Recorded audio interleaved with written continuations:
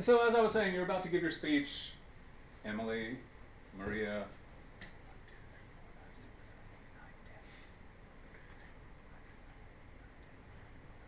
Yeah, that's it. So Emily and Maria, you're being assessed not on the quality of your story, which may or may not, be your best. Given this year, I totally understand. I've already told you that, right? Um,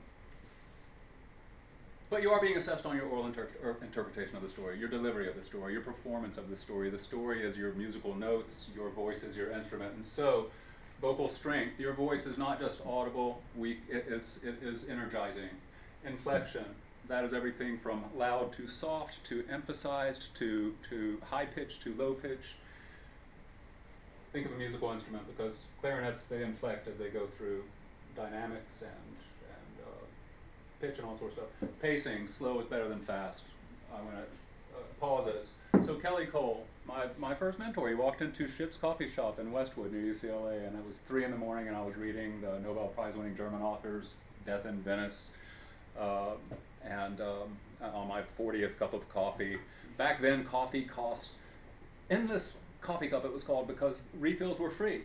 You sit at the counter and they just come by and they just refill it. You pay for 1 cup of coffee and you can sit there all night. And you could smoke inside. It was beautiful. How much was the coffee? $1. It's 1980, Westwood, California, Los Angeles, UCLA. And I'm sitting there, and up comes a very, very handsome man, this tall, just jet black skin, incredibly beautiful, white, shiny teeth and eyes, and just walking fashion model GQ material. And in fact, he was a GQ model. I found out later. And he walks up and he goes, "So, you're reading Thomas Mann?" And I was like, "Yes, I am." He's like, "Mind if I sit?" And I'm like, "No, I don't." A few minutes later, it all comes out, and he has adopted me as his mentee, and he's my mentor because he was a humanities lover. He loved classical music. He loved great literature. He had graduated with a humanities degree. And so he started turning me on to classical music instead of the garbage that I grew up listening to thinking was good. Bruce Springsteen. You know what? He is good. But I'm sorry, we're talking kiddie pool, right? The best pop music is the kiddie pool, right? Why don't you go into the deep end? Go into orchestral music, go into things beyond whatever the big pop culture teat is shoving into your mouth, feeding you with, because you're just sitting there with your "Oh, it's open, just pour milk into me," that's what pop culture addiction is. It's just a big commercial tit, and teat is the right word, T-E-A-T. Teat, nipple in your ears, just pumping you full of whatever garbage will take, can fill most ears, yada yada. And the simpler the better because of course smart people are a minority, so we got to make it for dumb people. All right, and Kelly wrote a poem and he read it to me, and it was an epic poem, and before he died of AIDS, because he was gay and I wasn't, unfortunately, but I guess good luck, bad luck, because he died of AIDS because he was so promiscuous in Los Angeles. He was competing with Don Juan as he's called if you don't know how to pronounce his name, Lord Byron's epic hero, who, Don Juan, the great legendary lover of literature who slept with over 1,200 women. And Kelly, being kind of an epic Greek-loving guy, and he had a very Greek statue body, Kelly wanted to actually surpass Don Juan's record. And so he slept with over 1,200 people in Los Angeles in 1980, right when AIDS hit. I was working at UCLA Medical Center in the blood lab, and UCLA Medical Center was the center where the first AIDS blood samples came. And I was processing them, and we didn't know what this was because HIV was not yet in the vocabulary. I was there when it broke. And Kelly was sexually promiscuous when it broke, and Kelly, when I looked him up years after our falling out and separation, I tracked him down and called him to learn that he was in the hospital dying of AIDS, and he died shortly after, and he's not even 30 years old. In any case, while he was alive, he was beautiful. Maybe that's why he could sleep with over 1,200 men. And in this poem that he shared with me, there was a line that has stuck with me to this day. I loved it. It was simply this. Great lines can be very simple. Pauses give life. So let yourself pause at those moments where the image, the idea, the emotion deserves space to sort of resonate for a second. Give it silence, pause, right? You've seen it. It works incredibly well by people who are good speakers. And articulation, don't mumble. Notice this is all simply this and this. This is the rest. This is your body. And here we are back to being embodied. Eye contact. You won't get an A if your eye contact is... I'm just going to read the part that I marked out because it was introductory in brackets. You won't get an A if this is what you think eye contact is. Rarely in the last 21 months have I let more than 2 days go by without writing in this space. It's been a full week, though, since my last post. Right? So no. Drive-by eye contact? No. You're not, right? No. Eye contact should be, and I'm assessing you on this. So if you want an easy A, all you've got to do is actually hit these things. This is your checklist. Don't stare me down, because your audience is everybody in the room. You have no idea how many times students stare me down, and it freaks me out.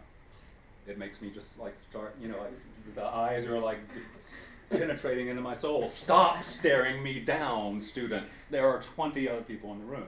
Spread it around. When you spread it around, look in the people's eyes and hold it there, right?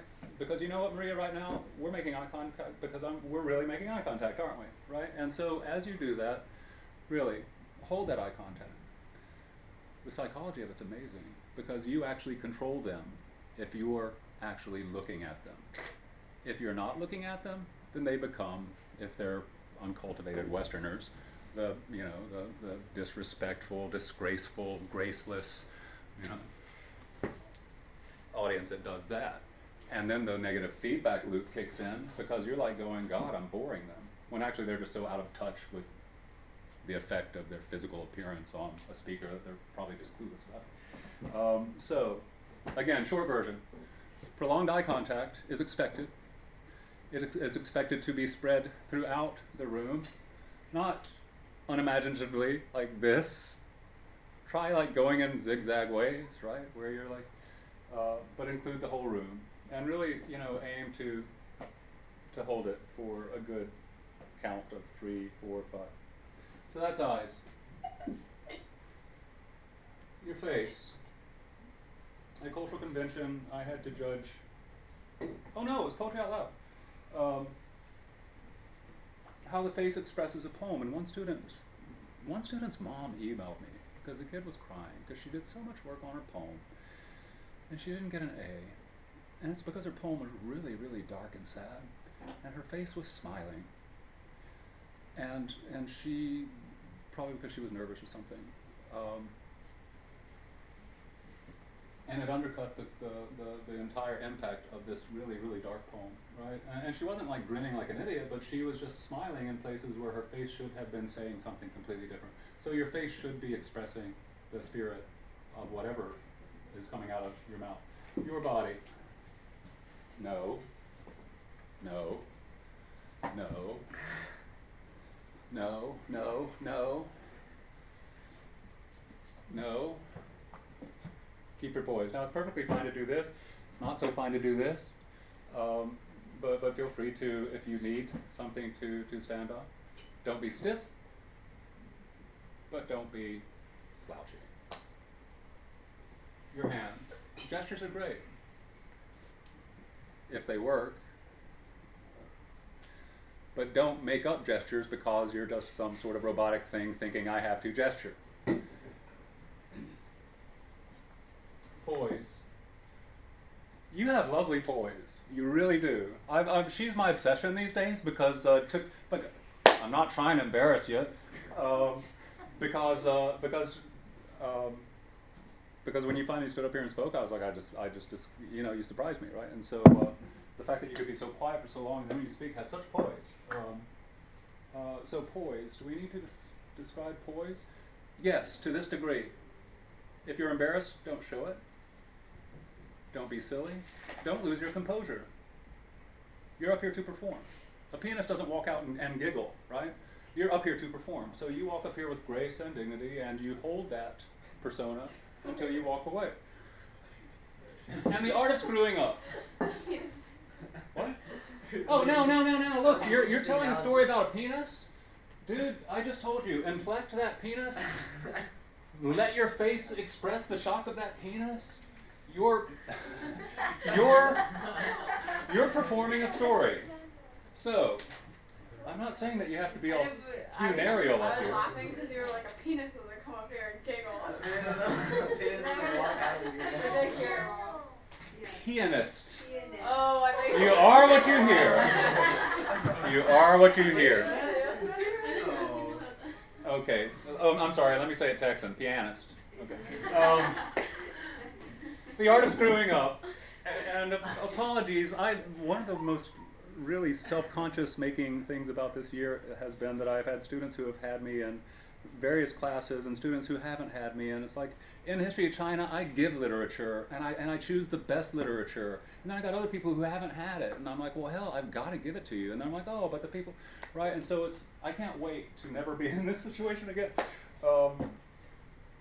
because in the same sense, some of you have heard this, but I love it. So the art is growing up. It's a great story. It's a great story. Leah Verdeja, anybody know her?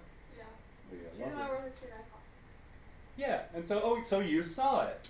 Leah was wonderful. She had a little freshman speech to give, and I went through the spiel. And it's not spiel, this is a skill. And you know what? Standing up and not disgracing yourself, in fact, standing up and excelling as a public speaker is arguably the most important skill that you can take away from here in terms of professional opportunity. Because you want to be a person who impresses when you stand in front of a group instead of makes a group go, gosh, can you hurry up? And so Leah, little like bicycle smile, braces, like Leah, right? Funny little Leah, who was always just kind of a beautiful singer, really talented, but kind of goofy because she was a freshman. And she seemed like an immature kind of freshman and all that sort of thing. And so they have this, and so I went through this spiel and I was like, you're going to nail this if you want an A. And Leah came in, and my God, I was just blown away by how much composure she had as she took the stage, as she took her pause and her time, and she conquered and dominated all of you by looking around the room. And then she began. And she went through her speech, and she made great eye contact, and she went further, and she paused when pauses were called for. And sometimes she just got so delightfully high in range, and other times her voice sunk when it should have sunk. And then she made a mistake, and she said the wrong word. That's what she did when she made a mistake. She screwed up. I mean, she was just like perfect, like 10 out of 10. And then she screwed up, and she went, I swear to God, the bicycle grin came out. The chain fell out of the mouth of that big goofy braces smile, and she went. And I was like, dude, the art of screwing up. You just go like, pardon me, whatever, excuse me, whatever. You just recover, right? Just keep going. Don't like have a weird freshman breakdown over the fact that you made a mistake. So, that's it. If you can do those things, I'll give you an A+. If you can't do those things, I'll give you an A down to a C+. So prepare. Now, here we go. You can grade me.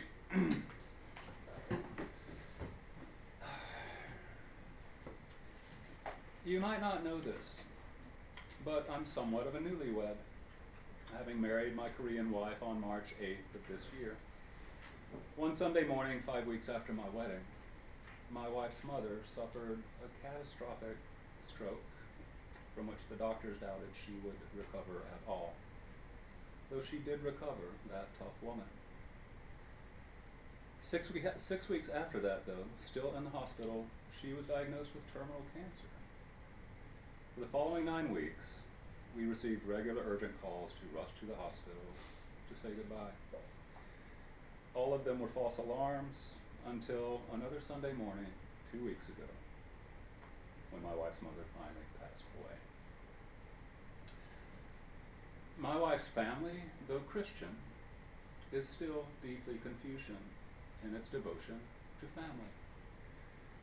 You Westerners and Anglos who think you know what a close family is would probably agree, after living in China or Korea, that Confucianism takes family takes family ties to depths unknown in the West. And because I'm married to the oldest child in the family, I was a bit shocked to discover that I was now looked upon as the oldest son of my wife's family, outranking her two brothers, in theory anyway. My inability to speak Korean soon made it clear that I could not play the role, so I received much honor from my brothers, but little of the burden that they're having to bear. This became clear especially during the 3 days mourning at the funeral home. Korean Confucianism dictates that the sons of the deceased spend 2 full days in black mourning suits, welcoming all who come to pay their final respects. The daughters aren't allowed to do this, but instead linger outside the altar room in their own black mourning dresses. The visiting hours extend from roughly 8 a.m. to midnight, and the sons spend that entire time seated next to the altar until a visitor arrives, at which point the sons stand shoulder to shoulder. At first, my brothers-in-law insisted I welcome guests with them in this fashion, and I did my best. But it was confusing. Sometimes visitors would come, we would bow, and then the visitors would turn to my mother-in-law's portrait, place a white chrysanthemum on the table in front of the portrait, and then bow their heads and pray. They would then turn back to us, and we would bow both to each other from the waist, shake hands while exchanging a few words of thanks, and say goodbye. At other times, though, guests would come in and go through the same process up to placing the flower. But then, instead of bowing their heads and praying, they would stand upright, fall to their knees, then place both hands in front of them and touch their foreheads to the floor between their hands for a few long seconds. Then they would stand up and repeat that ritual a second time and stand back up, bow toward the portrait from the waist, slowly, then turn to us. The first time this happened, I thought my brothers-in-law and I would bow from the waist the way we had with the earlier guests. So I was surprised to see them instead spread out a bit, face the guests, and then, together with the guests, do the 2 full head-to-floor genuflections all over again, followed by the final bow from the waist. I thought this second form of reverence was beautiful. I couldn't understand why it was performed less frequently than the first. Anyway, after we and the visitors performed that rite, the visitors would then shake my brother-in-law's hands down the line, and usually when they got to me, look quizzically at me, and either ask my brothers-in-law a polite, who's the foreigner, question in Korean, and then shake my hand, or else look at me coldly, turn their backs without a word, and leave. To digress for a second, I can't recommend highly enough that second experience to any Anglo, because it was the first time in my life I had experienced what it feels like to be looked down upon and rejected because of your race. I'm fully aware, in retrospect, that my interpretation of these people's reactions to me could be wrong, that possibly it was just discomfort on their part, confusion, or any number of other reasons that they didn't treat me as equal to my brothers-in-law. But the feelings I experienced during those moments were new. I felt a new appreciation of the experience of people of color, or in interracial marriages in the US and other white-dominated countries. My brothers-in-law noted the awkwardness and seemed to come to grips with the fact that I was not Korean, that I was a somewhat distracting presence for all. And they gave me permission to basically come and go as I pleased while they kept the stricter vigil. I pretty much did that for the rest of the morning. The rest of the morning. Back to the story though. After a few hours of sometimes kneeling, kowtowing to give it its Chinese name, and sometimes only bowing, I asked my brother-in-law, why do some people kneel and touch their heads to the floor when paying their final respects, while others don't, but only bow from the waist and pray? And his answer saddened me. The ones who kneel are traditional Koreans. That's the way we've always done it. But the ones who don't kneel, they're Korean Christians. They were taught by the missionaries not to kneel to their ancestors, because that was worshiping them. And the first commandment in the Bible forbids that, so it would displease God. My wife had told me in the first days of our courtship that her childhood was marred by family fights over whether to pay respect to ancestors this traditional way, or following the teachings of their new Christian faith, to refuse to do so. It's an issue that has caused a lot of strife and discord in many Korean families since the missionaries came, and it continues to do so. The funny thing is, though, that as I watched this custom being enacted by mourners toward my mother-in-law, it never entered my mind that they were worshiping her. They were paying respect. They were honoring.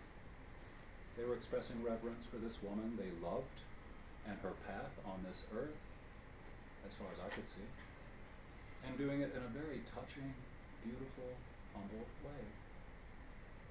And now, because some long ago foreign man of a foreign god had interpreted their culture in terms of his own,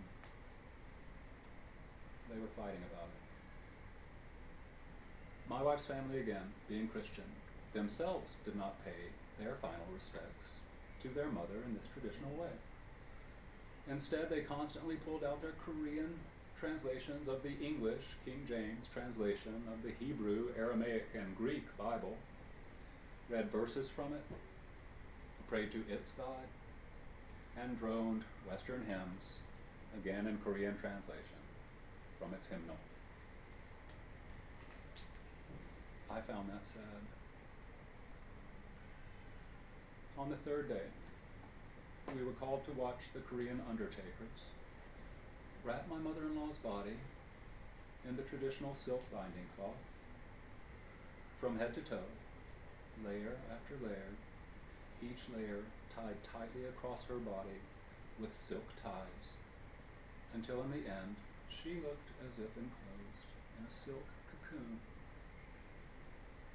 A few hours later, we were at the funeral gravesite. The Christian preacher read a few verses from the Bible. They sang a few more hymns. The Korean gravediggers covered the coffin with dirt and trotted in a circle of 4 to pack it down in a cheerful way that made the children laugh and made me think of the wry gravedigger in the Yorick Skull scene in Hamlet. They said one last prayer, and I kept my eyes open. I kept my eyes open. As always, when people pray, and took in the beautiful view of nature from this hilltop site, thinking appreciative thoughts the whole while about nature's beauty, my in-law's decency, my mother-in-law's well-meaning life. And then we all left. We were all exhausted. I thought that was the end of it. But soon I learned that Korean Chuseok, Thanksgiving, began 2 days later, and we would be spending another 3 or 4 days with the family at my father-in-law's apartment on the outskirts of Seoul. During Chuseok, I learned something new. Families visit the graves of their ancestors to have a meal with them there. So back we went to the gravesite, only 3 days after the burial. For some reason, my wife's family did not bring a meal to the grave. But at many of the neighboring graves, speckling the rolling hills of the massive cemetery, families were all picnicking by the burial mounds with rice and chopsticks and kimchi and the whole Korean spread. It was a cheerful sight on a beautiful, sunny, late summer day. We kept our visit short. Father-in-law now read from the Bible instead of preacher. I noticed he read from Revelation, the last book of the Christian New Testament, which Martin Luther himself, oddly, rejected and opined should not be included in the Protestant Bible because he saw no God in it. More hymns were sung and prayers said, as I again surveyed the view of nature and mentally surveyed the path of all our lives and its common destination. I found myself wondering again, as I had many times over the past week, if anybody in the family found it sad that all the words being said were not from the hearts of the family members, but the pages of a foreign book. That no words at all were being spoken by any but the elder men, the preacher, then the father. That the words were not about this kind woman in the ground at the end of her good life, but were instead about a jealous God and a crucified teacher in that foreign book.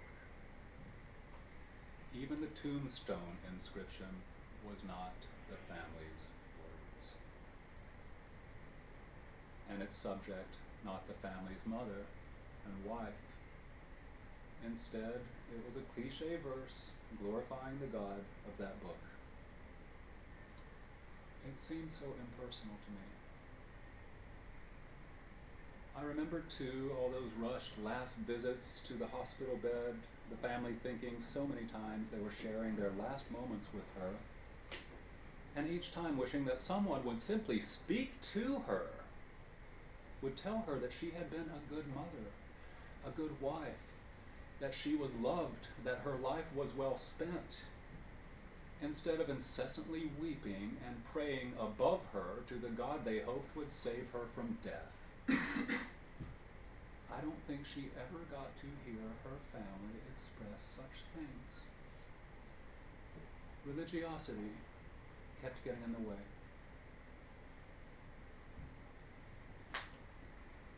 The final Chuseok prayer was said, and the family turned to leave. My wife stayed, and so did I. I told her I didn't want to offend anybody, but that I wanted to pay my respects to her mother in the most beautiful way I could. And I explained what I meant by that. And I was surprised that my wife approved. So, though it did feel slightly foolish, this foreigner, whose culture's book and customs had dominated both the life and the death of this good woman, he faced his mother-in-law's fresh grave, went to his knees, touched his head to the earth at her feet, lingered, stood, did the same thing again, stood again. Then he bowed his head, inwardly thanked her for her selfless life as a good mother and wife and neighbor. She really was all of these things. And he rejoined his family. Thanksgiving is over now, and we're back home. Oh, and things are fragile, and it's hard to concentrate. I'm almost ready to tackle the next 3 books of Gilgamesh, but not quite. To complicate matters more, I'm both job hunting and writing a nonfiction book proposal, which is about a 40-page task. So bear with me, I hope to be the old regular writer soon. That was when I was leaving Korea to come here, and I never got to go back to the Gilgamesh thing. So that last part was clearly like, it shouldn't have been there. But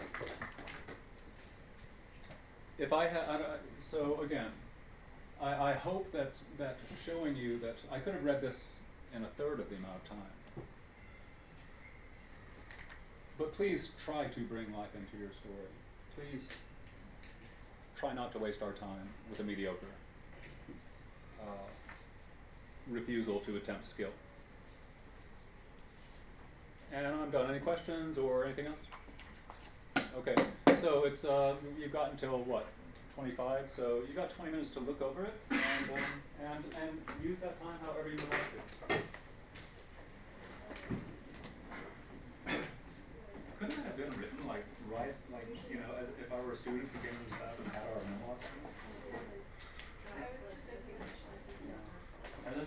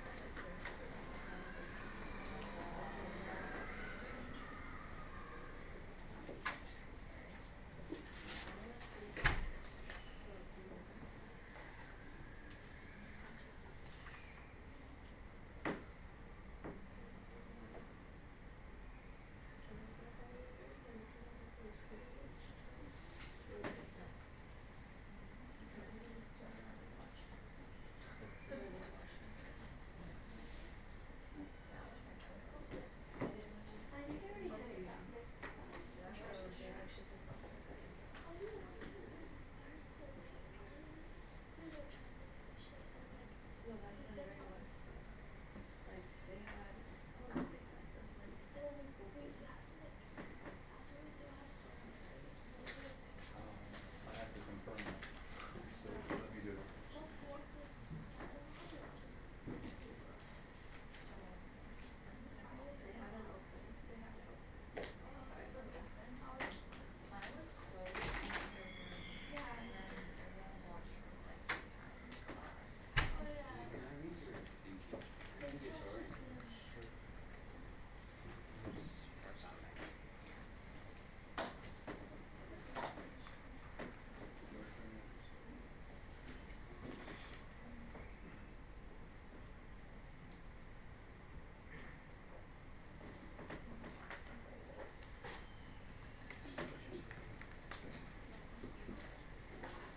Isn't that interesting?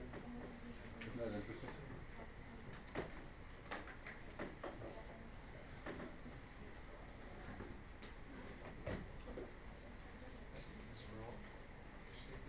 My grandfather died about a decade ago. My dad actually did not let me participate in any of the funeral rites.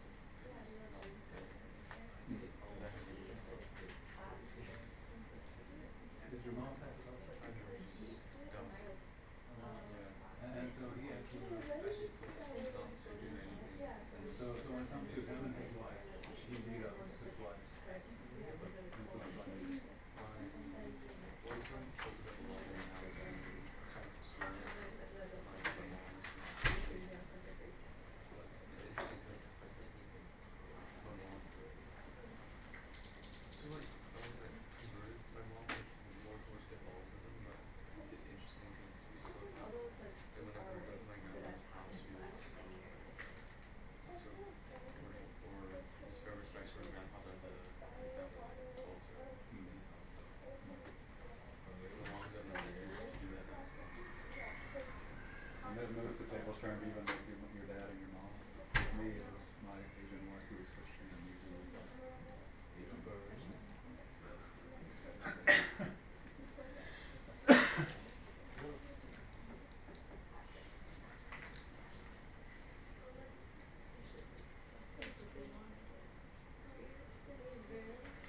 Can we write and edit on our own papers or do you still need You're fine. They're yours. I would like a copy of yours though.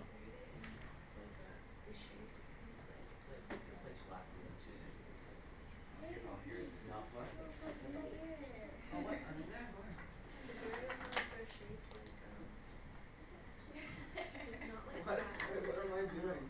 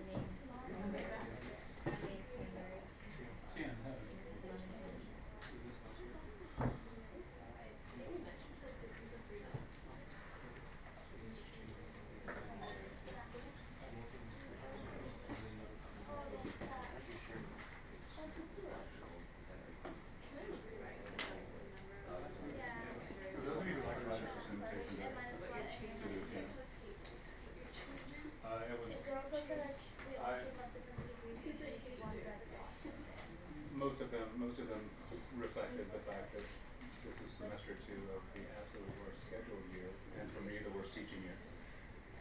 I've never been asked to do what they told me to do this year, and I'm depressed because I like ending the year thinking I did a good job, and I'm not ending the year that way this year. And it sucks because all you can say is it's not my fault, but that's no help. It still feels like shit.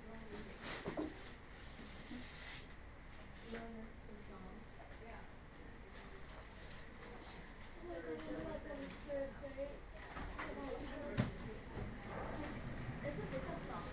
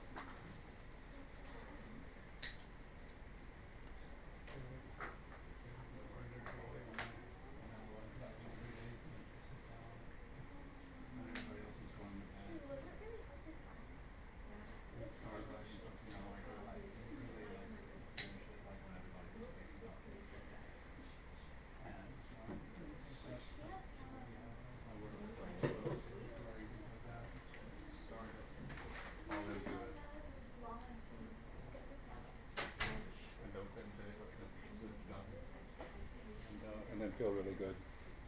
It's like better than drinking.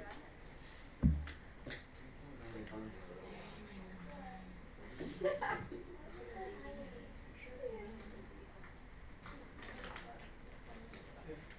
reading were done in contexts that were not full of bad music that's too loud and people with bad taste and bad manners, I would enjoy drinking. But I just realized it's not that I don't like social drinking, it's that I don't like the social context of American drinking. Bars are all like, we have this like Bojangles or whatever it is down here next to Rosewood.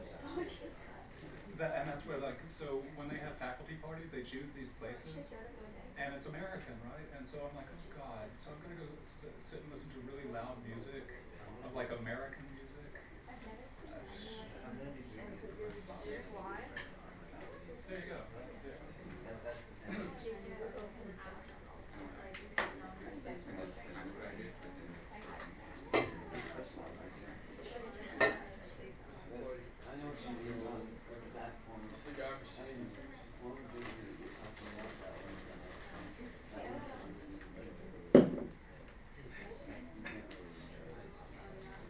That's right. You have to make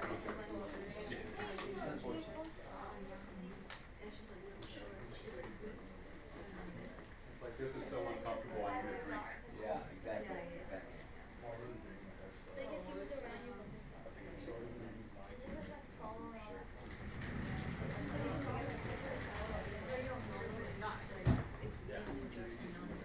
If anybody wants to leave early, you're perfectly welcome to. Especially like some people are actually trying to write. I wouldn't be able to write in this environment. So if anybody wants to call it a class, you're free to.